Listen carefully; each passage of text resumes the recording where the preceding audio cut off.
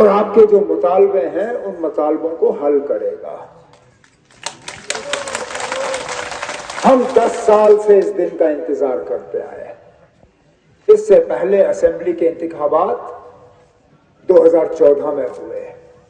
लड़ झगड़ के हमने ये इलेक्शन हासिल किया। कल शायद जम्मू में वजीर दाखिला ने अपनी तकरीर के दौरान हमें और कांग्रेस को ताने दिए। कहा ये कांग्रेस और नेशनल कॉन्फ्रेंस वाले स्टेटहुड का वादा कैसे कर सकते हैं, ये कैसे लाएंगे।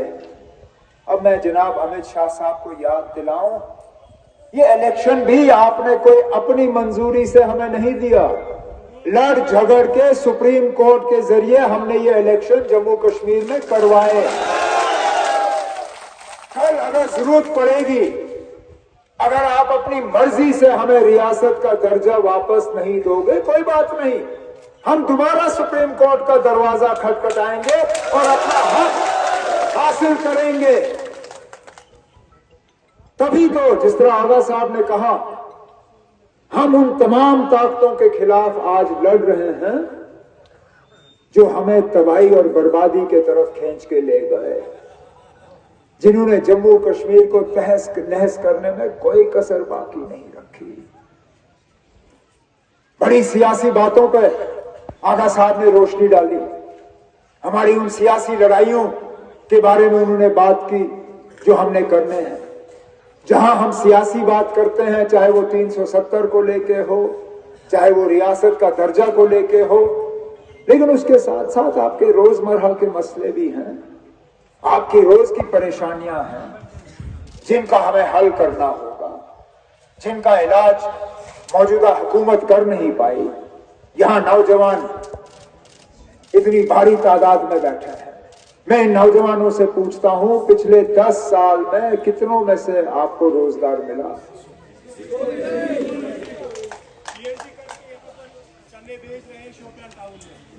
पढ़े लिखे हमारे नौजवान आज बेरोजगार पड़े हैं। यहां पे अगर कुआ पकड़ दकड़ हुई, मारदाड़ हुई, गिरफ्तारियां हुई, पीएसए के केस लगे, यहां मामूली से ना सोशल मीडिया के फेसबुक पे गलती से अगर नौजवान लाइक ही करे तो शाम को उसको थाने में बुलाया जाता है, उसको धमकी दी जाती है और कुछ उनमें से गिरफ्तार हो जाते हैं।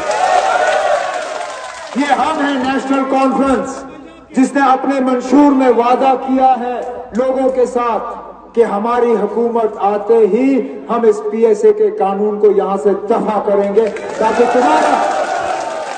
तुम्हारा इसका गलत इस्तेमाल ना हो।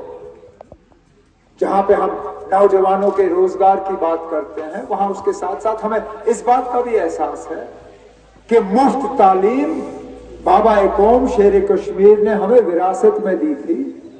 एक एक करके इन्होंने हमारे मुफ्त तालीम के सिलसिले को बंद किया। नेशनल कॉन्फ्रेंस ने अपने मंशूर में यहां नौजवान बच्चियों से ये वादा किया है कि हमारी हुकूमत आएगी तो यूनिवर्सिटी के लेवल तक हम दोबारा बच्चियों को मुफ्त तालीम फराहम करेंगे। वो कौन सा ऐसा घर है जो बिजली के बिल के दबाव के अंदर पिस नहीं गया? बिजली है नहीं, लेकिन बिजली का बिल महीने महीना आपको पहुंच जाता है। जहां हमारे दौर में 250, 300, 350 रुपए महीने का बिजली का बिल, आज देहात के इलाकों में भी महीने में कम से कम 1650 रुपए का बिजली बिल आता है। आपकी आमदनी 1500 होगी, आमदनी घर में 1500 होगी, लेकिन बिजली का बिल जो है 1650 से कम नहीं आएगा। ये नेशनल कॉन्फ्रेंस ने अपने मंशूर में वादा किया है कि हमारी हुकूमत आएगी तो हम आपको 200 यूनिट मुफ्त बिजली जो है फराहम करना शुरू करेंगे।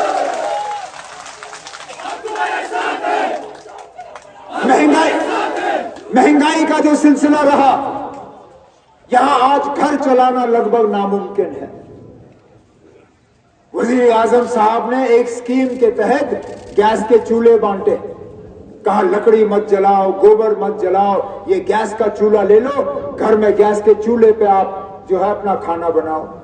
लेकिन ये बताना भूल गए कि उस गैस के चूल्हे को जलाने के लिए सिलेंडर खरीदना पड़ेगा और हर महीने उस सिलेंडर की कीमत जो है बढ़ती जाएगी।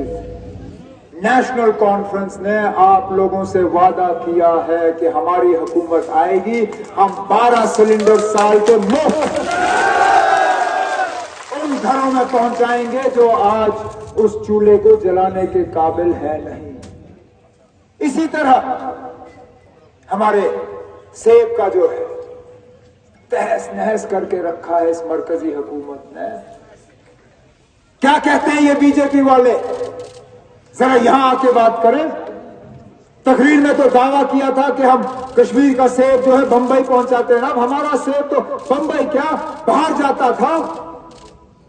लेकिन आज मरकज की हुकूमत ने जिस तरह बाहर के सेबों पे ड्यूटी कम की, टैक्स कम किया, आज बाहर से सेब आते हैं, हमारा कश्मीर का सेब कोई खरीदने के लिए तैयार नहीं। भीख मांगने पे उतारा हुआ है हमारे फ्रूट इंडस्ट्री को। और इसलिए हम कहते हैं कि लड़ झगड़ के हमारे मेंबर पार्लियामेंट, हमारे एमएलए, हमारी हुकूमत जो है हमारे कश्मीर के सेब को बचाने का काम करेगी।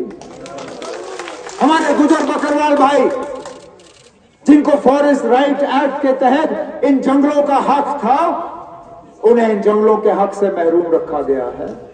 हमने अपने मंशूर में इनसे वादा किया है कि हमारी हुकूमत आएगी तो फॉरेस्ट राइट एक्ट के तहत जो इनको हकूक हैं, हक है जंगल पे, इन्हें वो वापस मिलेंगे। ये दरिया है, इस दरिया में से रेत और पत्थर निकालने का हक आप लोगों को होता था, आज वो हक आपसे भी छीना गया। एक वक्त ऐसा था आप दरिया में से रेत निकालते थे, 3000 रुपए में आपको वो ट्रक मिलता था रेत का। आज 15,000 रुपए, 16,000 रुपए ट्रक जो है रेत की कीमत है। क्यों? क्योंकि इस दरिया में से निकालने का हक इन्होंने बाहर के ठेकेदारों को दिया। दरिया हमारी, पानी हमारा, हक किसी और को। हमने अपने मंशूर में लोगों से वादा किया है कि हमारी हुकूमत आएगी, इन दरियाओं का, इन पहाड़ों का, इन जंगलों का सबसे पहले हक हमारे लोगों का होगा, फिर हम बाहर से किसी को इजाजत देंगे। तभी तो ये लोग हमसे परेशान हैं, तभी तो यहां आजाद उम्मीदवारों की फौज एक लगी हुई है हमें हराने के लिए। और तो और आपके जिले से मेरे पीछे इन्होंने लोग लगाए हैं हराने के लिए। अरे कहां शुपैया, कहां गांधरबल, कहां बीरवा, जिसके कागज यहां मंजूर नहीं हुए उसको वहां भेजा मेरे पीछे पीछे इलेक्शन लड़ने के लिए। और मेरी समझ में नहीं आता, जिस तरह मैंने कल गांधरबल में किया, कहा खुदारा कोई मुझे ये बताए ना, ये जो जेल में लोग बंद हैं ये मेरे ही पीछे क्यों पड़े हुए हैं? इनको और कोई नहीं मिलता? गिरफ्तार कराने वाले कोई और, पीएसए लगाने वाले कोई और, तंग करने वाले कोई और, लेकिन जब इलेक्शन लड़ना होता है तो लड़ जाते हैं मेरे पीछे। कोई बात नहीं ना, आप भी अपनी किस्मत आजमाओ, मैं भी किस्मत आजमाऊंगा, देखेंगे कौन जीतता है। लेकिन अपने वोटों का ख्याल रखना। बीजेपी सिर्फ और सिर्फ आपको तकसीम करने में लगी हुई है। अगर इसका आपको सबूत चाहिए तो वजीर दाखिला साहब ने जो प्रेस कॉन्फ्रेंस दी, सारा कुछ उसके वाज़ेह तौर आपके सामने रखा।